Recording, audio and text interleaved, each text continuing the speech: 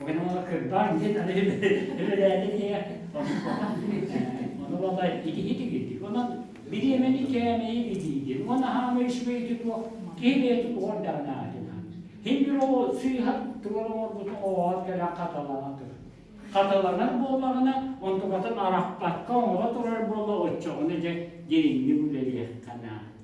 Bastan aldı dedi, bizi bana için yakaladı var, diyelim. Ondan bollarına hediye oldu. Bugün de onu iyi diye, doğru benim bir reset koydular. Onun bu akıllı reset var. Anladım, o tuzluğun ölüyüm da olur. Min cevabı Kırgızistan hilbi Kırgızistan Kırgızistan hilbiyeden naklerine yükçü ve evim kırardı. Nakayda gelin. Kırılan hırlanatan bataklarına olur ve değer durum koştan gelir. Malakar mene hilbide bir fandı. Hilbide bir tüy. Ondan sonra ki o otuğa ya da o hilbi evim kırıyor. Kırıyor. İyice kırıyor. Könlere işbirliği tuhaftan bir kuduğunu belki şuraya kattığınızda kemiğe kadar askerman onların könlere giderek bir kın yapmışlardı. Onu bu dönüm köşede böyle getirdi. Bu ayı kovuluktan ne diyen Norot ha Allah'ın küşte ha.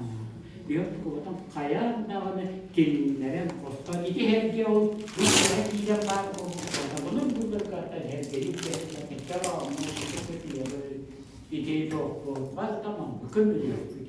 Onun bir sıkıntı minyatürüne ekonomik oğlumuz şirketleri ne eski kurdu şekli tamamıyla her çok koktaydı. Nada olarak hasta. Oğlumuz da hanım edecekler. Durumda bir dehni de onu hayırlar.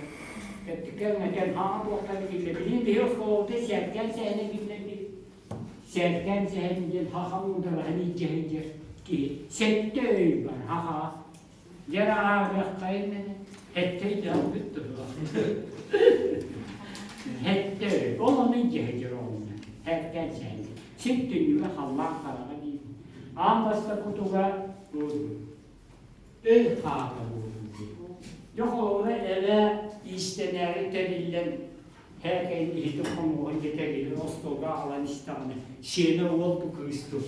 Olup bu havama tetiket takına tamamla. Ulan geldi. Oğlum! Ya bu öyle kağıtıklar bıraktı ya kağıtı değil. Hüddah ki, beyde hebeyde. Bu adı hebeyi yok. Bu adı tuh. İdinde öğren edeyim.